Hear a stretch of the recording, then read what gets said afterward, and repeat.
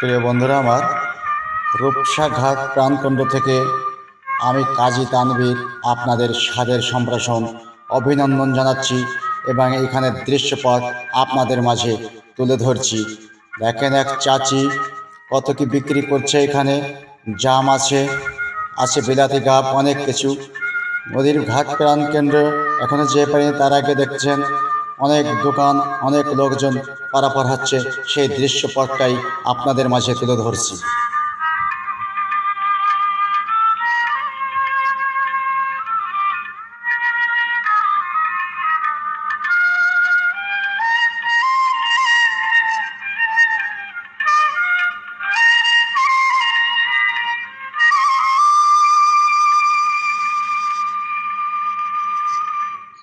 প্রিয় বন্ধুরা, এই রূপসা ঘাট প্রাণ কেন্দ্রে থেকে এখন চলে যাব রূপসা নদীর ওপারে।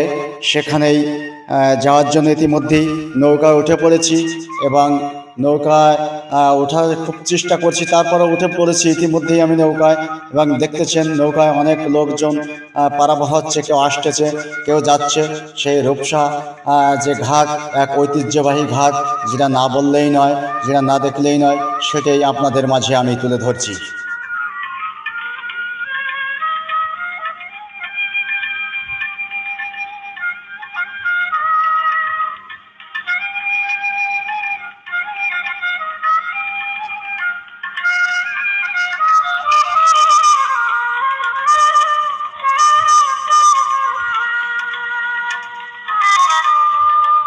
বন্ধুরা, এখন আমি নদীর মাঝ প্রান্তে আছি। সেই মাঝ প্রান্তের দৃশ্যটাই আপনাদের মাঝে তুলে ধরছি। সেটাই আপনারা দেখুন যে এক অপরূপ সৌন্দর্য সেই রূপসা নদী, যে নদী দিয়ে অনেক কিছু চলাফেরা করে, অনেক জাহাজ স্টিমার চলে। এখন আমি প্রায় নদীর আর এক কিনারে চলে এসেছি। খুলনার যে প্রান্তে, সেই খুলনার প্রান্তে চলে এসেছি। সেই দৃশ্যপটটাই আপনাদের মাঝে তুলে ধরছি, সেটাই আপনারা দেখতে থাকুন এবং এখানের দৃশ্যপট আপনাদের মাঝে আমি তুলে ধরব, সম্পূর্ণটাই দেখাবো, সেটাই চেষ্টা করছি এবং আপনাদের বিনোদন দিচ্ছি আমি সেই রূপসা ঘাট থেকে কাজী তানভীর।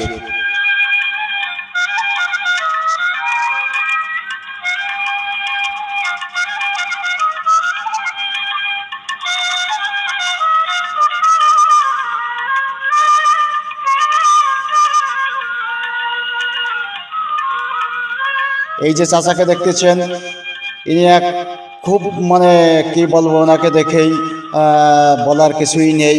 উনি ওখানে শুয়ে আছেন এবং সে হাঁটতে চলতে কিছুই পারেন না, সে ওইভাবেই থাকেন।